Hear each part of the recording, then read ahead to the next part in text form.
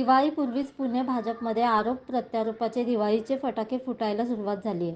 भाजप शहर सुधारणा समितीचे अध्यक्ष अमोल बालवडकर यांनी आज मोठे शक्ती प्रदर्शन करत सुमारे 30 ते 40 हजार नागरिकांना दिवाळी सरंजामचं वाटप केलं.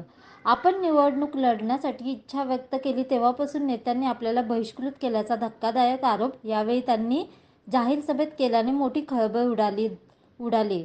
दरम्यान कोथरूड मतदारसंघात आपण लादलेला नाही तर स्थानिक उमेदवार असल्याने निवडणुकीच्या रिंगणात आपल्यासमोर कोण असेल याची पर्वा न करता कोणत्याही परिस्थितीत आगामी निवडणूक लढणार आणि जिंकणार असं सांगत बालवडकर यांनी कोथरूड मतदारसंघातील स्थानिक आणि आयात उमेदवारींचा वाद देखील चव्हाट्यावर आणत पक्षालाच घरचा आहेर दिला.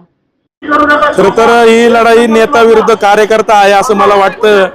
कारण मागील 2 महिन्यापूर्वी जेव्हा मी इच्छुक उमेदवार झालो तेव्हा खऱ्या अर्थाने नेत्यांनी आमच्या डोक्यावरचा हात काढला, मला बहिष्कृत सारखी वागणूक दिली, माझ्या कार्यक्रमाला येण्याचं टाळलं, स्वतः टाळलं. परत इतर कुणी कार्यकर्त्यांनी पदाधिकाऱ्यांनी शहराध्यक्षांनी माझ्या कार्यक्रमाला यायचं नाही. खूप वेदना झाल्या. ज्या कुटुंबामध्ये 10 वर्ष आले आपण काम करतोय, तन मन धन लावून काम करतोय, आणि जेव्हा एखादा कार्यकर्ता त्याची क्षमता असताना जर इच्छुक होते तर त्याच्यामध्ये वेगळं काय नाही. प्रत्येक मतदारसंघामध्ये आपण पाहतो की इच्छुक असतात.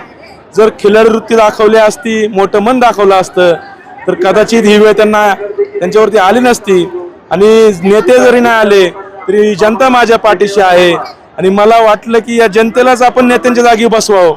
ज्या खुर्च्यांवरती मुख्यमंत्री बसतात,